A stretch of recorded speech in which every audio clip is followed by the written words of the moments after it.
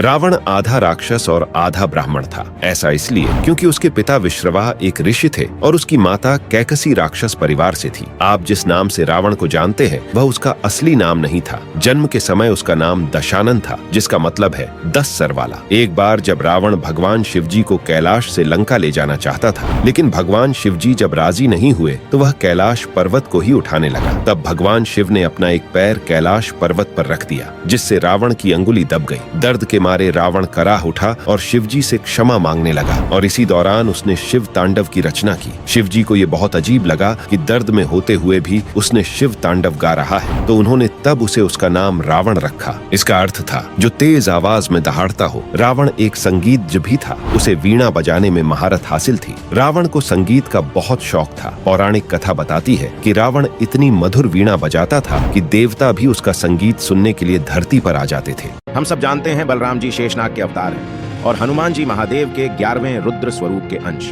पुराणों में शेषनाग के आकार को ब्रह्मांड जितना विशाल बताया है, लेकिन वही पुराण बताते हैं हनुमान जी अपना आकार इस ब्रह्मांड से भी बड़ा कर सकते हैं। भगवत पुराण में सुदर्शन चक्र और हनुमान जी के बीच युद्ध का वर्णन है, जिसमें हनुमान जी आसानी से जीत गए थे और उन्होंने पूरे सुदर्शन चक्र को अपने मुख में ग्रहण कर लिया था। और शिव पुराण में तो हनुमान जी को ब्रह्म जी से भी ऊपर रखा है, जो सारे ब्रह्मांड के रचयिता हैं। शिव पुराण में यह भी बताया है कि जब हनुमान जी श्री राम का नाम लेकर अपनी पूरी शक्ति के साथ उड़ते हैं, तब ब्रह्मा जी में भी इतना बल नहीं कि वे बजरंग बली को रोक पाएं। शिव पुराण में एक भाग है जहां हनुमान जी गणेश भगवान को भी रेस में हरा देते हैं। ये वही गणेश भगवान हैं जिन्होंने कार्तिकेय को हराया था और कार्तिकेय गरुड़ से भी काफी तेज हैं, जो भगवान विष्णु के वाहन हैं। संक्षेप में कहें तो हनुमान जी अजेय है और परम ईश्वर के अलावा इन्हें कोई नहीं हरा सकता जब ये श्री राम का नाम ले लेते हैं।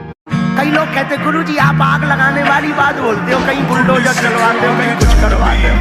हमने कहा अगर हिंदुओं को एक करने की बात अगर भड़काऊ बयान है तो ये होते रहना चाहिए।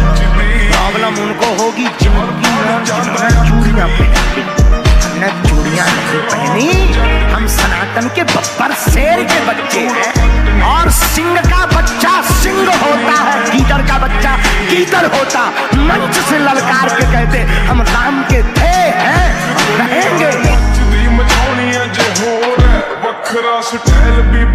आपको सुनकर के आश्चर्य लगेगा, पूरे युद्ध भर अगर रावण किसी से डरता था तो केवल हनुमान जी से।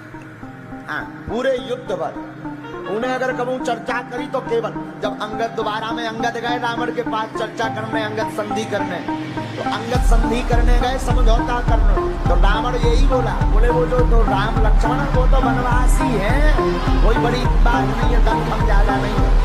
तो अंगद बोले तुम्हें डर किससे लगता है? अंगद बोले यही जा रहा नगर प्रथम, इन्हें पहली बार आके आग लगाई उतना खतरनाक।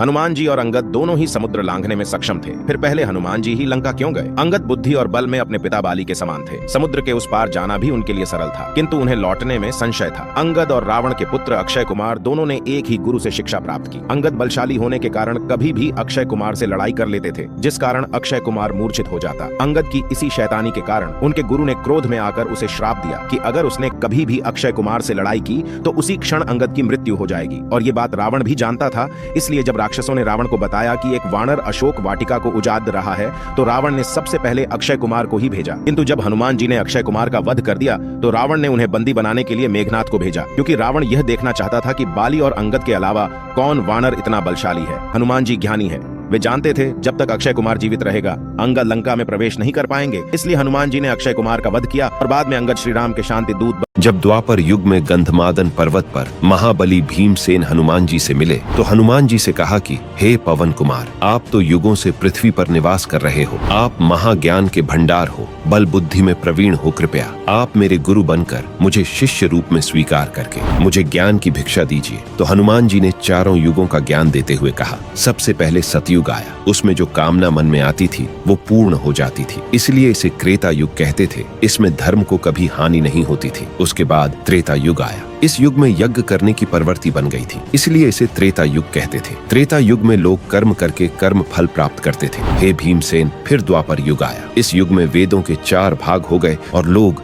सतभ्रष्ट हो गए, धर्म के मार्ग से भटकने लगे हैं, अधर्म बढ़ने लगा। परंतु अब जो युग आएगा वो कलयुग है। इस युग में धर्म खत्म हो जाएगा, मनुष्य को उसकी इच्छा के अनुसार फल नहीं मिलेगा। चारों ओर अधर्म ही अधर्म का साम्राज्य